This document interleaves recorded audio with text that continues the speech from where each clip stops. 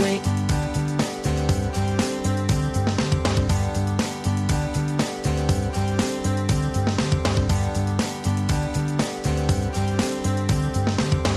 Your kisses make me feel so high. When you touch me, I could fly up to the sky.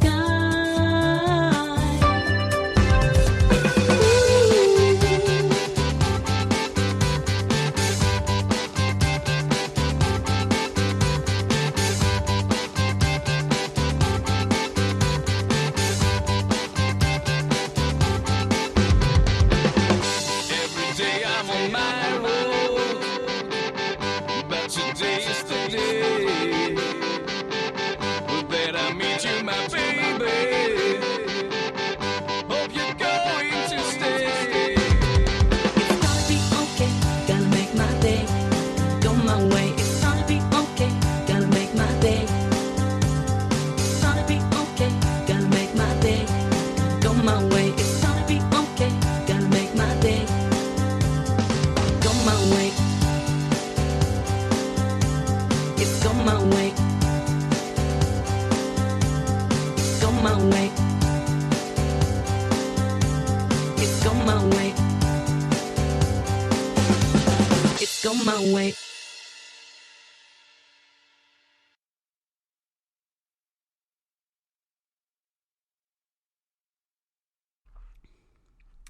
Hey there, Lisa Leitner again from adayinourshoes.com and the podcast Don't IEP Alone. I want to be your online resource for IEP assistance, and I think I am the only podcast devoted to helping parents navigate the IEP process. Maybe, maybe not. I haven't really looked. Today we are going to talk about crying at IEP meetings. Okay, this one comes up quite a bit. We've all been there.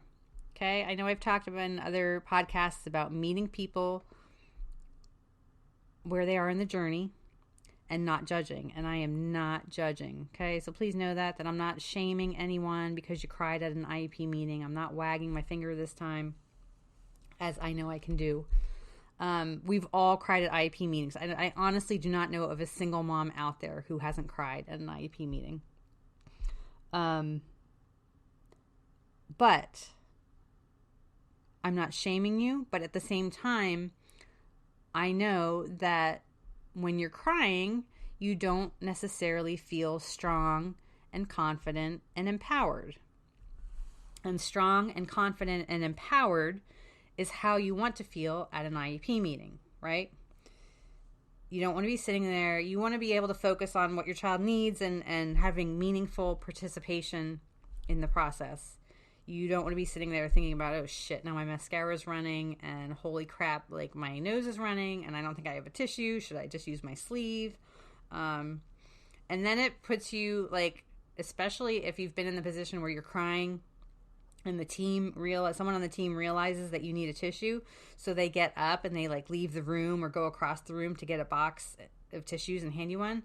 Then you're like almost even in victim mode, right? Because like they have to help you and hand you the tissue, and that is definitely not where you want to be in an IEP meeting. So let's stop it, right? Okay. So first of all, think about the reasons that you cry at an IEP meeting.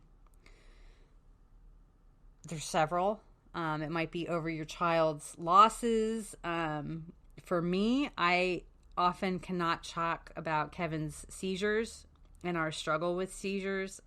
Even now, I'm starting to get choked up thinking about it. I still have a lot of trouble talking about our struggle with seizures and not crying, because for him, it is a life-threatening condition. See, here I go. For him, it is a life-threatening condition. His seizures are. And it's very difficult for me to talk about. That's generally why I cry, if I cry, really anytime talking about Kevin. That's what it's about. Your crying might be related to your child's medical condition. It might be because you're really frustrated about your child's needs not being met. You might be frustrated because you're not being listened to. I know sometimes I cry when I'm angry, and then there's nothing more that I hate than like when I'm doing an angry cry, because people think you're doing a cry, and you're just like, fuck you, I'm not crying because I'm sad, I'm crying because I'm so pissed off. So think about, and even just visualize it in your head,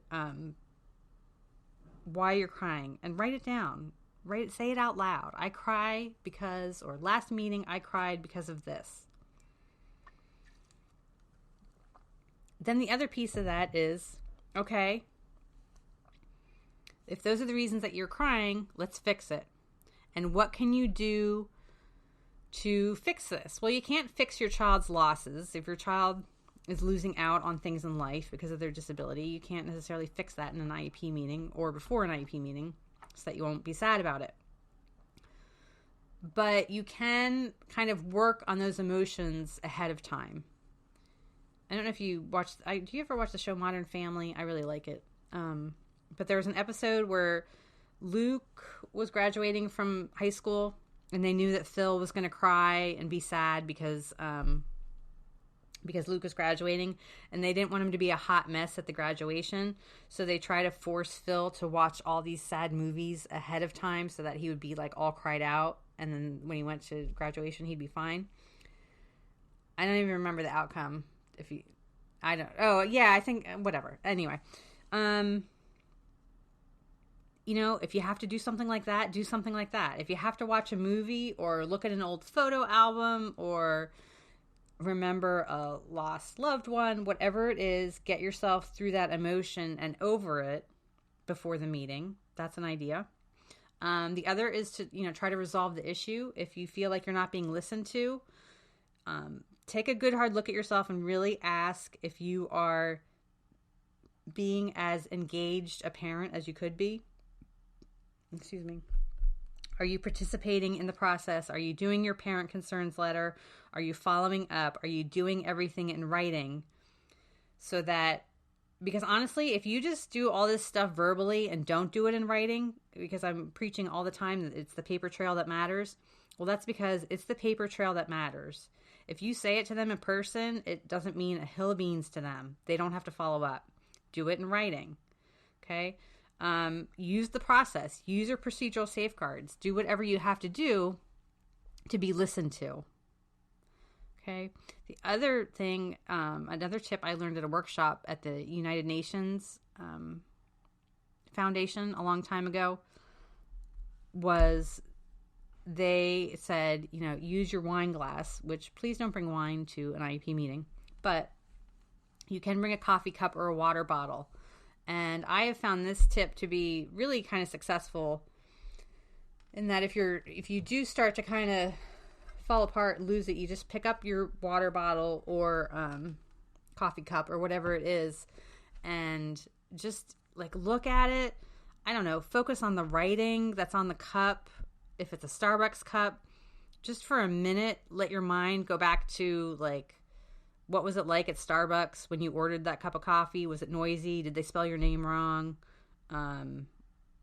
Just to kind of like recenter yourself. Trace the bottom or the top of the cup with your finger. Take a sip. Take 5 sips and have count to 5 or have a positive thought for each one, but just take your focus off whatever it is that is, remember Linda from Saturday Night Live? Whatever's making you verklempt, just take your focus away from that and focus on your coffee cup or your water bottle or, whatever it is to get you recentered and balanced again. And away from being verklempt and choked up.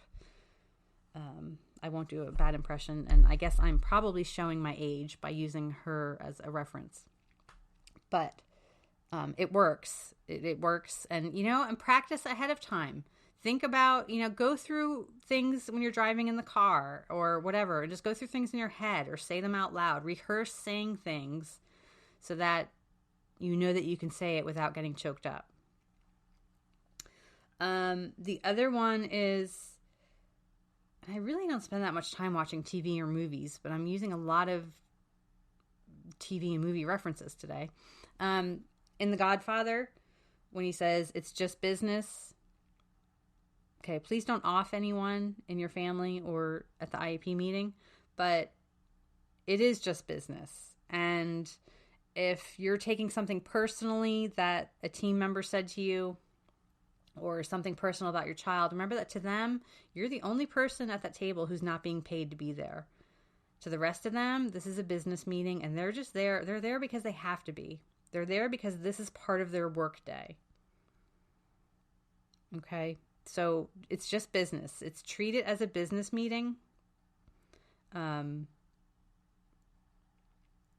yet to ever see or even hear of a dad crying at an IEP meeting. It seems to be only the moms. But think about that. You know, do you ever cry at a business meeting? Probably not. When you're at work, do you cry in meetings? No, probably not. So this is a business meeting. That's why those people aren't crying, because they're at work.